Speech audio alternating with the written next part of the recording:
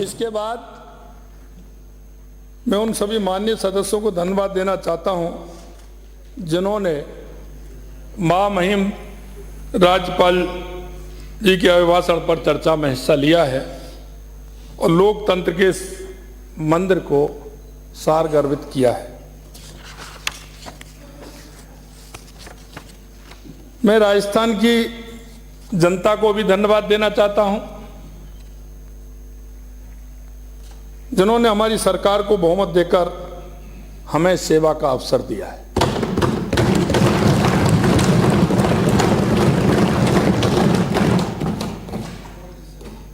मैं मेरी सांगानेर की जनता का भी आभार प्रकट करना चाहता हूं जिन्होंने मुझे 58.44% वोट देकर के इस सदन में एक जनप्रतिनिधि के रूप में मुझे भेजा है।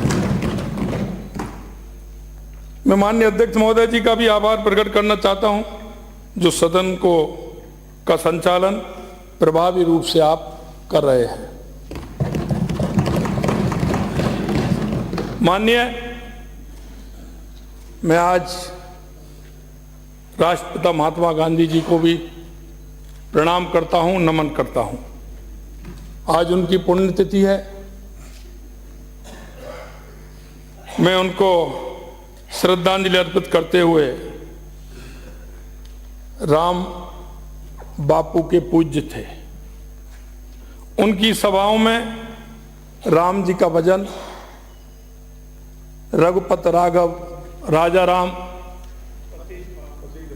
पतित पावन सीताराम, उसके अलावा उनका और एक प्रिय, मैंने तो पाया राम रतन धन पाया, ये भी उनको बहुत पसंद था। राम राज्य तो गांधी जी का सपना था। राम राज्य की अवधारणा जहां हमारी आजादी की लड़ाई का मूल मंत्र था, वहीं यही राम राज्य राष्ट्र निर्माण के मिशन का मूल आधार भी था। माननीय अध्यक्ष जी, मैं इसलिए इस बात को कहना चाहता हूं क्योंकि कई माननीय सदस्यों का मैंने सुना है और उन्होंने जिस तरह से बात रखी है, निश्चित रूप से उनका अधिकार है, लेकिन बात रखने से पहले थोड़ा सा हमें विचार भी करना चाहिए। और विचार इसलिए करना चाहिए कि राजस्थान की जनता ने हम सभी को इस पवित्र मंदिर में भेजा है। इसका एक एक मिनट का समय बहुत कीमती है। इसलिए मैं कहना चाहता हूं, हमारे माननीय यशस्वी प्रधानमंत्री जी भी कहते हैं कि विकसित भारत की संकल्पना देव से देश तथा राम से राष्ट्र के चिंतन का विस्तार है। यही नहीं, हमारे संविधान के निर्माता बाबा साहब भीमराव अंबेडकर जी ने भी संविधान की मूल प्रति के भाग 3 में अगर आप देखोगे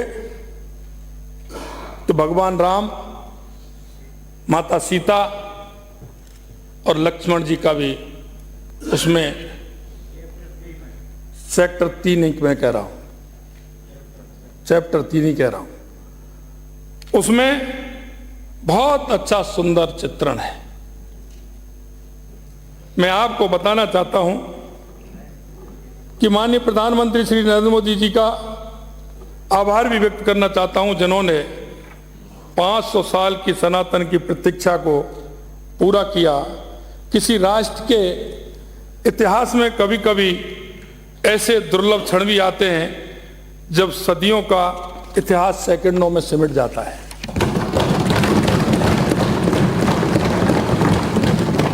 अयोध्या में 22 जनवरी कोई ऐसा ही क्षण आया जब 500 वर्ष का इतिहास 84 सेकंडों में सिमट करके रह गए। देश ही नहीं, पूरा विश्व राम में हो गया। सदियों के संघर्ष एवं राम भक्तों के बलिदान के पश्चात यह सपना साकार हुआ है। नव्य भव्य दिव्य मंदिर में कमलासन पर विराजे श्याम सलोने रामलला के दिव्य दर्शन के जनगण धन्य हुआ है। माननीय अध्यक्ष जी, हमारे जन जन की आस्था के प्रतीक भगवान श्री राम के मंदिर की प्राण प्रतिष्ठा को भी विपक्ष के माननीय सदस्य राजनीतिक चश्मे से देख रहे हैं। मैं आपसे निवेदन करना चाहता हूं कि हमारा दृष्टिकोण, हमारी दृष्टि, इसे हमने देखना होगा। इनको यह पता होना चाहिए कि जिन्होंने राम और राम सेतु को काल्पनिक बताकर नकार दिया था, उनको जनता ने भी नकार दिया है।